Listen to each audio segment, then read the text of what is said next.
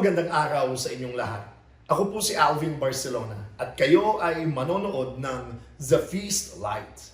Ang The Feast ay isang pagtitipon ng Light of Jesus Family na pinasimulan ni Brother Bo Sanchez. Ito ay nagaganap sa lahat ng sulok ng bansa at sa buong mundo kung saan may pagtitipon sa pangalan ni Jesus at nakakaranas ng pag-ibig, ng pag-asa at pagpapalalim ng pananampalataya na maaari nyo rin maranasan at gawin pagkatapos yung manood sa pagbabahaginan o sharing ninyong magkakasama gamit ang mga reflection guides na ibibigay pagkatapos ng talk na inyong mapapanood.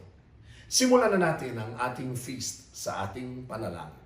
Sa ngalan ng Ama at ng Anak at ng Espiritu Santo. Amen. Sa araw na ito, tinatanggap ko ang pag-ibig ng Diyos para sa akin. Sa araw na ito, ako ay nagbubukas sa hindi masukat, walang hanggan at nag-uumapaw ng kasaganaan ng Diyos sa buong sangnilikha. Sa araw na ito, ako'y nagbubukas sa biyaya, kagalingan at himala ng Diyos. Sa araw na ito, ako'y nagbubukas sa salita ng Diyos upang ako'y maging kahalintulad ni Jesus araw-araw. Sa araw na ito, aking itinatanghal na ako ay mahal ng Diyos. Ako ay lingkod ng Diyos. Ako ay makapangyarihang kampiyon ng Diyos. At dahil ako ay pinagpapala ko ang mundo sa ngalan ni Jesus. Amen. Sa ngalan ng Ama at ng Anak at ng Espiritu Santo. Amen. Our new series is titled More Than Enough. Pakiulit. And you are more than enough. And what you have is more than enough. No matter what you're telling yourself right now, you are more than enough. You have more than enough. And God's plan for you is more than enough than you need. And we are going to talk about finances. Yan, diba? Pag finances talagang, yes! And totoo po ito, ha? This whole series, four talk part series, pag-uusapan natin, finances. No? Aminin natin, not all communities like to talk about finances, especially ayong haluin yung spiritual at yung pera. Pero there is a reason why we need to talk about finances. We need to talk about money because God has a vision for money. Pakiulit, God has a vision for money. And that's our talk one today. May purpose ang Diyos about our finances, about money, tungkol sa pera. And our one big message is this. Are you ready? Not all of you are, may welcome this, but our one big message is this. Put money under God's rule. Put money under God's rule.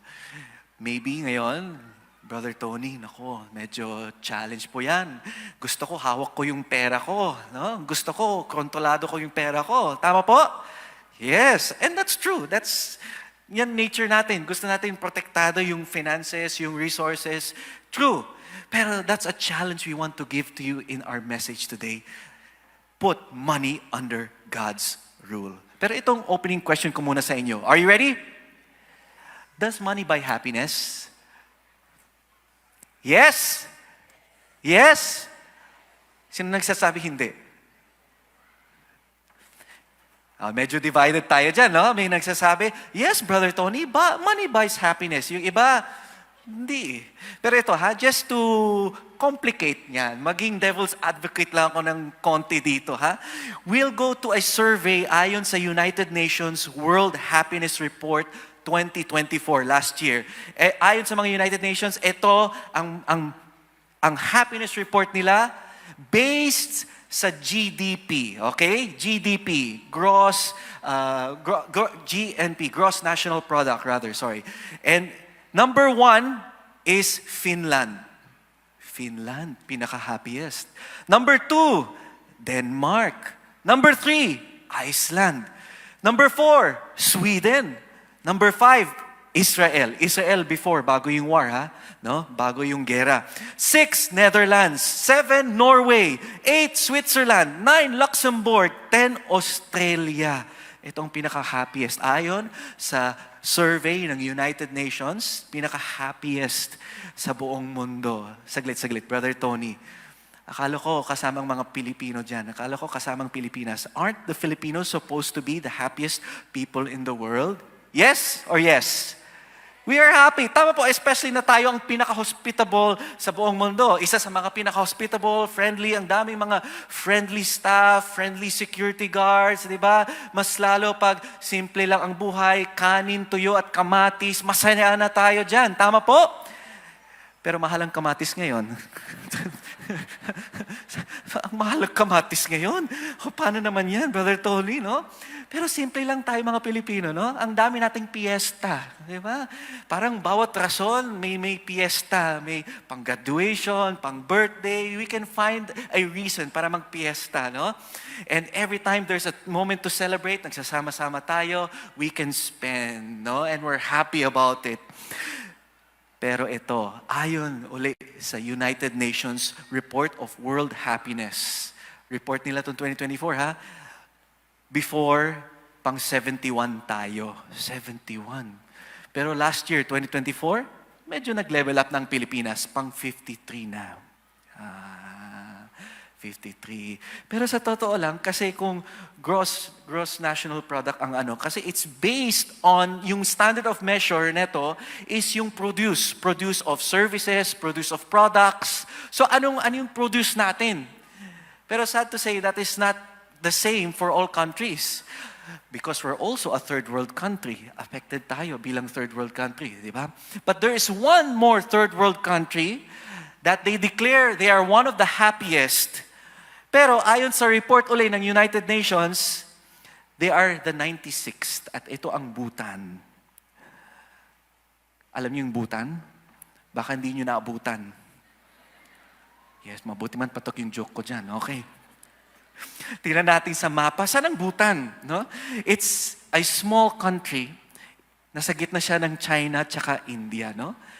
And talagang na-research ko to sa YouTube na talagang, they're not basing their gross domestic product, yung GDP, I correct myself, GDP, gross domestic product. Hindi siya base sa GDP ang source of happiness or result of happiness nila. Happiness para sa mga Bhutanese ay hindi GDP, kundi GNH. Ano yung GNH? Gross national happiness. Ang gross national happiness naman, hindi yung products, hindi yung services, kundi quality of life. Yung mga tao nila, nakakingiti ba palagi? Are they enjoying their quality of life? Kahit sabihin natin third world country sila, kahit sabihin natin mahirap sila, they're still happy. And kung nakita nyo kanina, yung picture ng royal family, pwede natin ipakita ulit, yung picture ng royal family ng Bhutan, talagang may suot nila yung national dress nila. Yung mga tao talaga, mga national dress pa rin ang suot nila. Every day, hanggang ngayon. And they close their walls na talagang sila muna. Parang Japan, no? Talagang nag-close sila ng doors to trade. Pero ngayon, open na sila. They're opening themselves to the world. Uli, I'll ask you this question. Does money buy happiness? Depende sa context. Depende sa context. Because dito sa paradigm ng GDP, no, gross domestic product, happiness, yes, money can buy happiness. Pero let's qualify it uli, no? Kasi pinag-usapan pera, money. Ayon kay Daniel Kahneman, baka naman, di ba? Si isang Nobel Prize winner, sabi niya, yes, when you don't have food on your table, pag wala kayong makakain on a daily basis, kung wala kayong bahay, wala kayong matulugan sa gabi, kung you don't have all your amenities na gusto nyo in life, at biglang nagkapera ka, yes, money can buy you happiness. Pero uli, ayon kay Daniel Kahneman, sabi niya that there's a cap. May cap ito.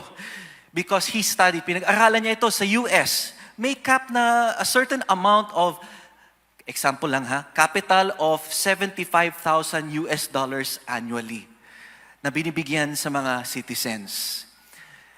Nung inabot na nila yung cost of salary nila, parang pag lumampas na nila yung salary cap na yon ng $75,000, parang money doesn't give happiness anymore. Why? Ask me why. Kasi comfortable na. They have all of their needs met. Nandyan na yung bahay, nandyan yung kotse, nandyan yung pagkain, nandyan yung family is well taken care of, education, di ba? Everything that they could want physically, materially, nandyan na. But once that cap is beyond, iba na ang standard of happiness nila. Simple na. They'll start to realize yung health. Yung paglalakad lang sa park, that's happiness na. Yung may kausap sila at the end of the day, especially for those that they realize napakahalaga pala ang relationships, yung life satisfaction, may hinahanap na. Ibig sabihin, the material wealth doesn't meet your needs of happiness anymore. No? So imagine kung tayo mga Pilipino, umabot talaga, mayaman na tayo. Imagine lang, no? Of course, we want to be rich. Tama po? Who here wants to be wealthy? Yan. And we pray we become wealthy even more. Tama po? Yes. Pero pag wealthy na tayo, pag nandyan na tayo, wealthy na tayo, what's next? Yan. So that's why itong series na ito, it's meant to help us bring back into our lives God's vision for money. Amen? I'll ask you another question. May isa pang tanong.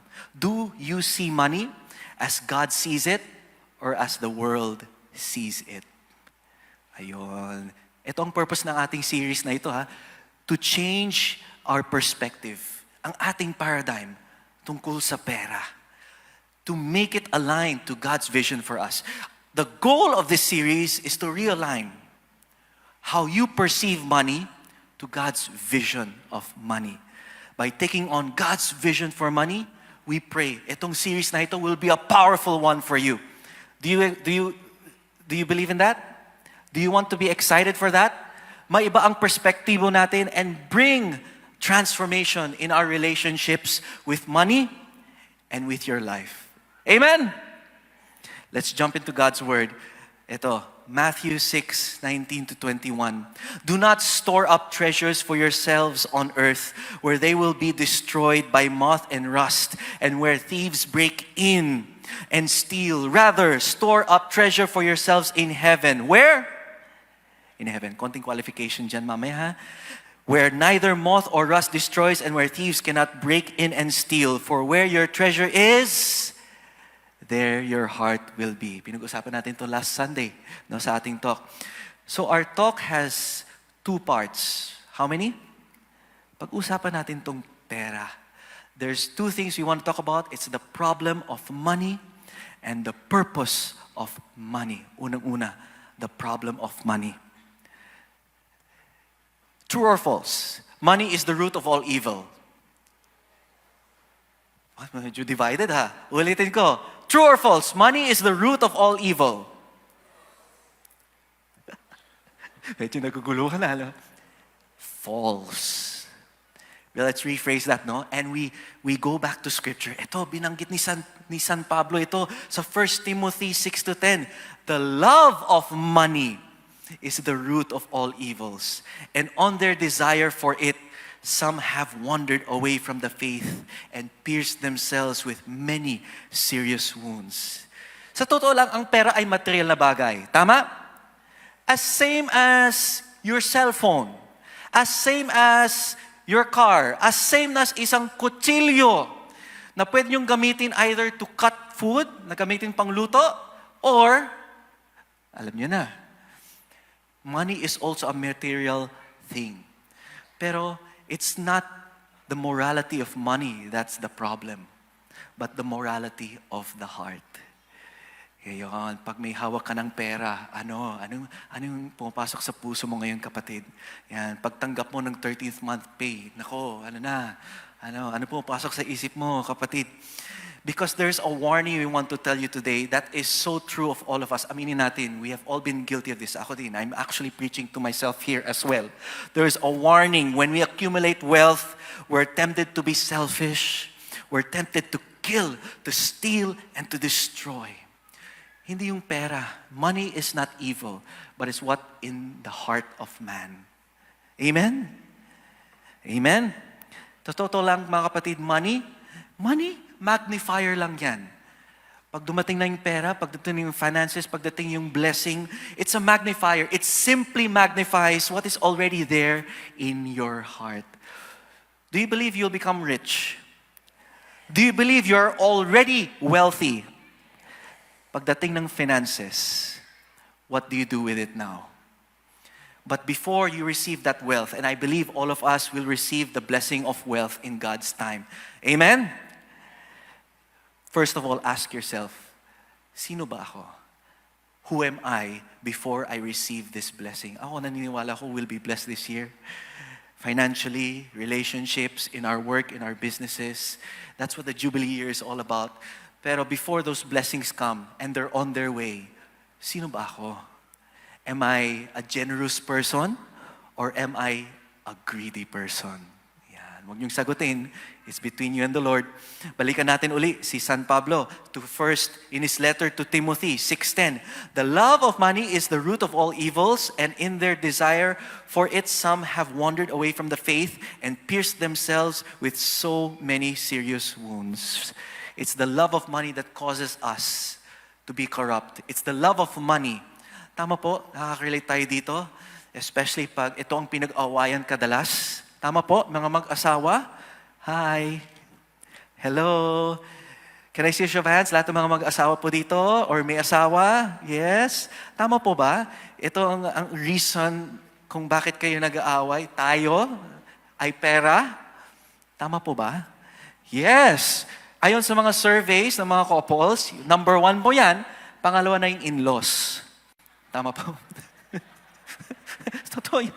Sabi ko, dati nung single ako, hindi ako niniwala dyan. Pera, we have enough. Rich ako eh. Oh, pero pagdating na ng panahon, ako, oo nga. Paano naman yung education? Paano yung pang rent? Paano yung grocery? Nako.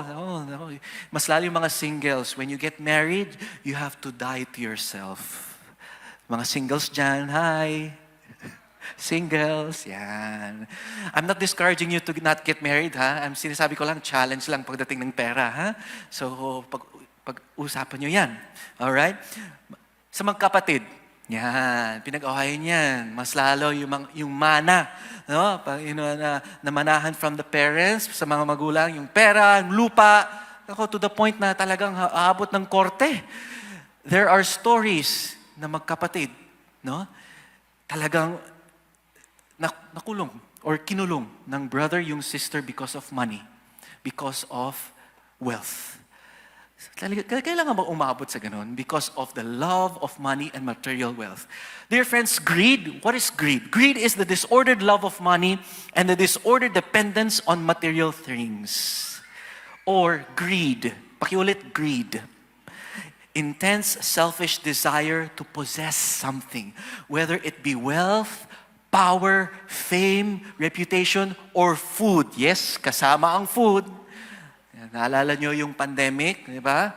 Mas lalo pandemic, lockdown. Ako, lahat. Buhan talaga sa grocery. Ubus na yung tissue.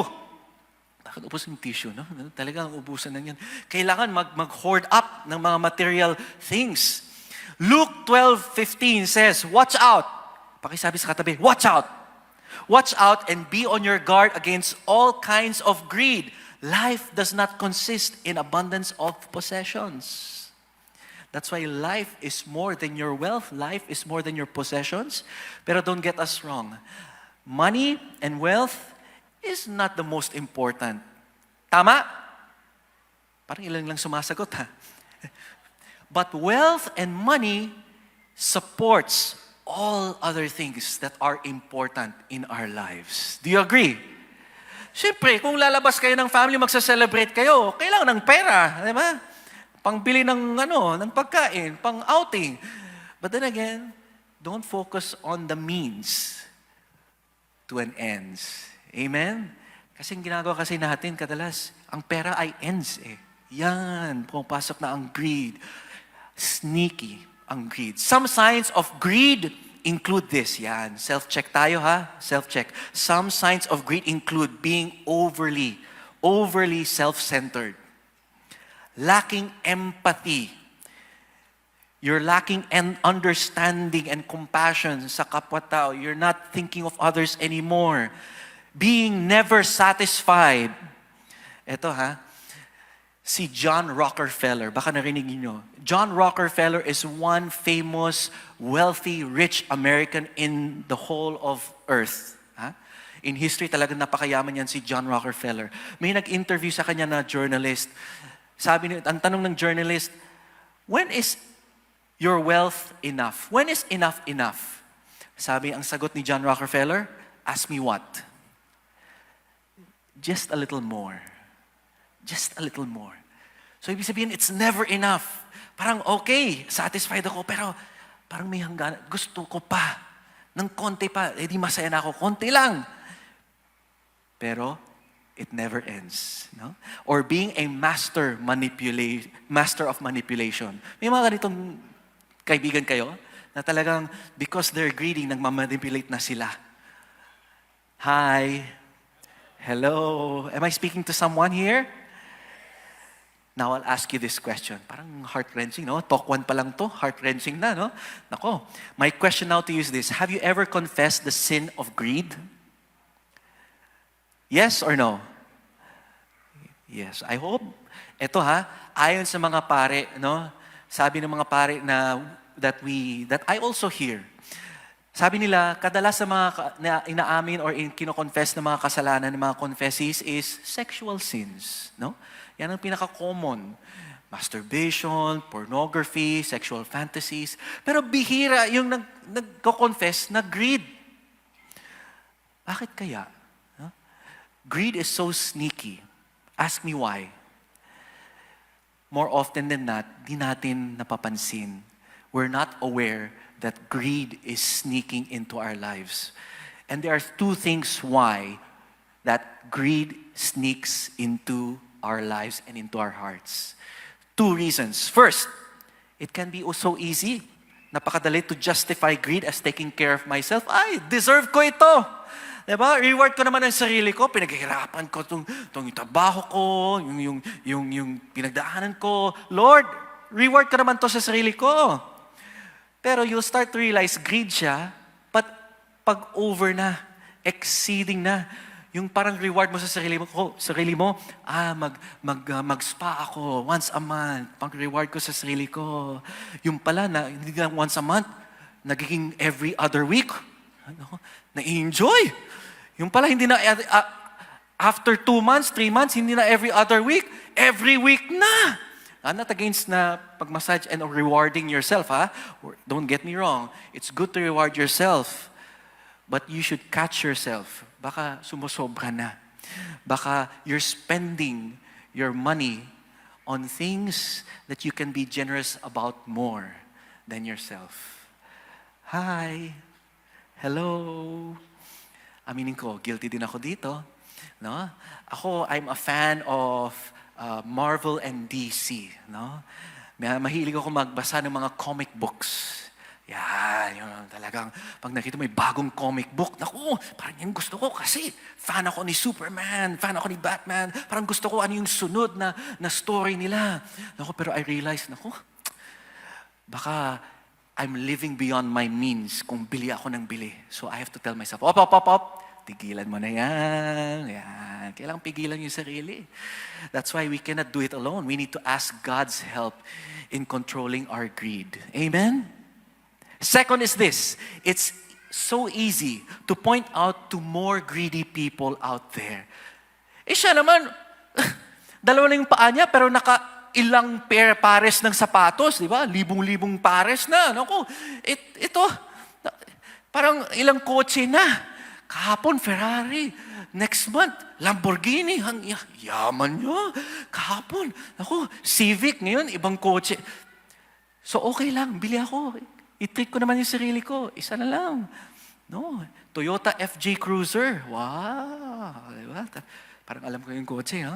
Pero ito challenge lang. Challenge po sa atin. Pag uwi natin mamaya, pag uwi natin ng bahay, open your closets. Open your cabinets. Yan. Okay lang? Can I challenge you? I'm also challenging myself. No, tingnan nyo. No, yung mga gamit natin sa bahay. Diba? Yan din sinasabi ni Brother Bo, every year, let's declutter. Kailangan mag-declutter, hindi lang yung mga materials, but it starts there. Para yung mind, yung heart, yung spirit natin, we also declutter. Ang dami mga gamit at bagay sa bahay that we don't use so often, no? Matthew 6:19. Do not store up treasures for yourselves on earth, where they will be destroyed by moth and rust, and where thieves break in and steal. So do not store things here on this earth. But let's check ourselves.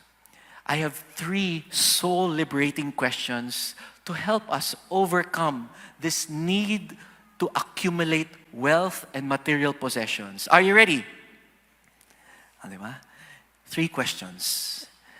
Are there things that I have that I haven't used for a year? May mga gamit ako, may mga bagay ako na isang taon hindi ko na ilalabas, nandun pa rin sa closet, may mga damit, di ba? May mga nakatiklop lang, no? No, may mga nasa garahe, nasa storeroom, no? Isang taon, 2 taon, nandyan pa rin. Maybe you have. Check it out. Yan. Habang start pa lang ng 2025, it's a good thing to check if there are things, may mga bagay kayo na hindi nyo ginagamit or hindi ginamit for the past year. Second question. Ito, mas challenging na. How can I sell it or give it to someone else who can enjoy it? Di ba? We start with the self, and now we're thinking of others. Empathy. How can I sell it? How can I give it to someone else who can enjoy it more? Third question. How? Ito, I'm speaking to myself as well. How can I stop buying things and get my happiness elsewhere? Ayan. Nako, ingat po tayo. No? Mas lalo pag ang sense of fulfillment, ang security natin ay shopping. Again, di ko sinasabi na mali ang shopping, ha? Okay? We just have to put a cap to it. Kailangan, we have to catch ourselves. No, we have to watch ourselves. Okay. How can I stop buying things beyond my means? Baka bili ako ng bili, yung pala, hindi ko kaya talaga. Yung lifestyle ko ay hanggang dito lang sa ngayon. No? So again, we're meant to be wealthy. God wants you to be wealthy and happy. Amen? But it's not just about you. It's not just about you. Because there's a challenge uli sa Ecclesiastes 5:10. Sabi daw, whoever loves money, pakibasa, whoever loves money, whoever loves wealth, this too is meaningless. So I'll ask you, dear friends, brothers and sisters, who do you love? Do you love money? Do you love your wealth? Do you love your possessions? Do you love yourself? Or do you love others? Do you love God? Yan, konting ano tayo ha? Medyo twist muna tayo ng puso natin. That's the problem of money and the problem of greed. But here now, the purpose of money. Pakiulit, purpose. And of course, yung purpose of money, balikan natin yung scripture. Dito talaga, scripture. Matthew 6:20-21. Matthew, rather, store up treasure for yourselves in heaven. Saan uli? Saan? Heaven, where neither moth nor rust destroys, and where thieves cannot break in and steal. For where your treasure is, there your heart will be also. Konting Bible study lang, konti lang. No? Ang nagsulat na ito ay si Matthew. And if you're familiar, si Matthew, siya isang tax collector, si Levi, no? And alam niya tungkol sa pera. So it's so right na tamang-tama siya ang nagsulat nito. Nung sinulat niya yung salitang heaven, Greek translation ito eh. So yung salitang heaven, when you translate it in Greek, ang ibig sabihin ng heaven is the kingdom of God. Kasi pag narinig natin yung salitang heaven, akala natin nandyan, no, sa langit, yung mga ulap, mga anghel. So, paano yun, Brother Tony? Mag-ipon ako ng wealth dun sa langit? Parang napakalayo yun, no? Paano kung gagawin yun? But here is what Matthew is telling us. Dahil ang translation ng heaven is the kingdom of God. For Matthew, the kingdom of God is not just a future place. Hindi siya nandyan lang, no? But a place where God rules. Kung saan ang Diyos ay hari. There is no kingdom of God if God is not king. Amen? Which starts here and now on planet Earth with you. So uli, I'll ask you, where is the kingdom of God? Nasaan po ba? Can you put your hand over your chest and say, the kingdom of God is here. The kingdom of God is with you. So store up your riches, not in your material things, but store up your real and true riches in your heart, where God is king and sits on His throne. Uli mga kapatid, disclaimer, no? Nothing wrong in being wealthy. All right? In fact, that is what we want you to do. Be wealthy. Be rich. There's nothing wrong in having material possessions. But put your money and material things under God's rule and let His will be done. Yeah? Palapakan natin ng Diyos. Baka yan ang magiging solution sa problema natin sa finances, mga kapatid. We all have money problems. Amen? Ako din, may money problems din ako. But I realize, oo nga, maybe all of our money problems are stress with money. Hindi man totally mawawala, but we will find peace when we start to surrender our finances, we surrender our wealth, we surrender our material possessions and put it under the rule of God. In short, brothers and sisters, this is what God is telling us today. Be generous. Yan. Napako, challenge po yan. Especially you want to be wealthy. Naku, pwede po yan. Possible. You can be rich, wealthy, and generous at the same time. Amen? E di tayo na maging daluyan ng mga biyaya ng Diyos. Di ba? We're receiving and we're giving. Amen? Breathe in, breathe out. Ganun buhay. So kung yung pera at yung wealth sa'yo lang, sige, breathe in, breathe in, breathe in, breathe in. Oh, wala na. Sasabog na tayo niyan. No? Diba? Napaka-simple. It's there. We're living it and yet we forget. Because greed is sneaky. We were created in the image of a generous God. Ang Diyos natin ay napaka-generous. Amen? Because we know that God is abundant. He never runs out. Amen? So because we love and serve and worship a generous God, tayo din. We can be generous. Put your hand over your chest ulit and say, I can be generous. Dear friends, God created us to be stewards, not hoarders. Yan ang calling natin, to be loving, to be giving, to be empathic and generous and compassionate. Sabi ni Pope John Paul II, man cannot fully find himself except through a sincere gift of himself. Ironic, no? It's when we become generous that we find fulfillment. So your wealth, yung kayamanan na darating and it will come, yung rich, yung possession, when you receive it, find ways to also give it. Nako, challenging, but when you do, it's fulfilling. So dear friends, put your money under God's rule. Grabe, no? Challenging po yan. Alam ko. But nothing's impossible. With God, all things are possible. Kung napapansin niyo mga kapatid, this first talk pa lang I know it's a challenge for us to be generous. It is.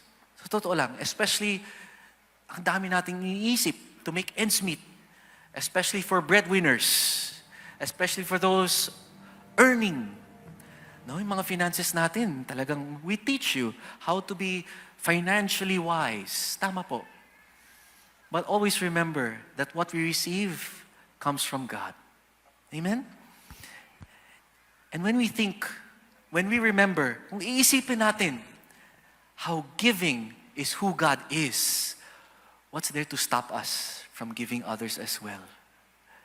Napaka-generous ang Diyos. And we ask God of these blessings. Amen? But I pray, more than the blessings that you're asking right now financially, and yes, sasagutin yan ni Lord.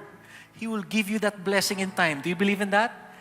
He will give you that promotion. He will give you that breakthrough in your finances. Yung mga utang, babayaran mo na. Tama ba? Yung mga loans, babayaran nyo na. Diba? Yes. Yeah, yung 5 million sa account mo, darating na yan. Yes. Yes. But God is telling, anak, I'll give you that. I'll give you that. But before it comes, kamusta naman ang puso mo? Handa ka na ba? Para pagdating ng blessing na yun, pagbigay ko ng blessing na yun, are you willing to give out as well? I want you to open up your heart. Be generous not only with your resources, be generous not only with your time and talent, but also with your treasure. Napakahalaga yung treasure. Kailangan natin yan. It's part of and God knows that we need it. But before He supplies that need, He wants to know how big is your heart to receive that blessing. Baka yung buhos ng biyaya ng Diyos is so big, pero yung puso natin ganito lang. Nag-guess nyo? When God wants us to have a big heart, so big that when the blessings come, it will overflow.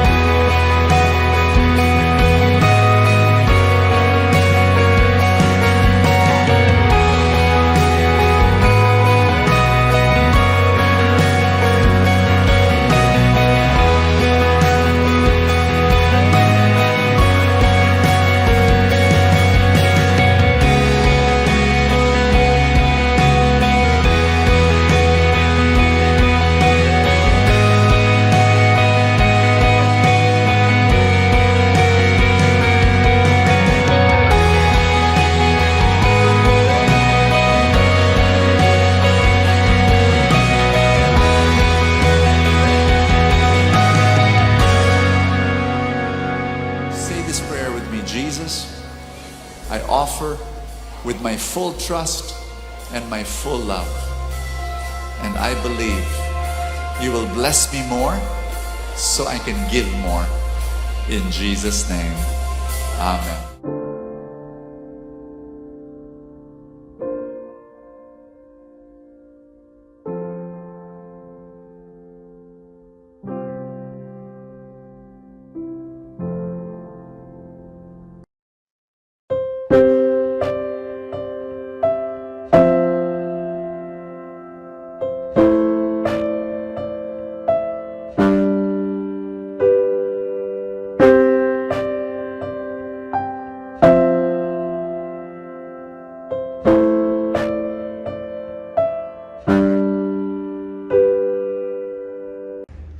Tayo'y manalangin. Sa ngalan ng Ama at ng Anak ng Espiritu Santo. Amen. Mahal naming Ama sa langit, kami po ay nagpupuri at nagpapasalamat sa isa na namang pagkakataon na kami muli mong tinipon at tinawag upang makinig sa iyong salita. Ipinapanalangin ko ang lahat na ngayon natitipon sa ginanap na feast light na ito. Itinataas ko ang mga panalangin, pangangailangan at mga pangarap ng bawat isa para sa kanilang mga pamilya, sa kanilang mga hanap buhay, sa kanilang kalusugan, sa kagalingan ng mga may sakit, at sa anupamang mga kahilingan, puno ng pananalig at pananampalataya na ito ay ipagkakaloob mo sa iyong takdang panahon at pamamaraan. Nawa, patuloy ang maging pagtitipong tulad nito upang lalong ang mabago ang aming mga buhay ayon sa iyong kalooban. Sa ngalan ni Jesus. Amen. Sa ngalan ng Ama at ng Anak at ng Espiritu Santo. Amen. Maraming salamat muli sa inyong panonood. Huwag niyong kalimutan na regular na magtipon muli sa ating Feast Light at siguradong mayroong magandang mangyayari sa inyong lahat. God bless you.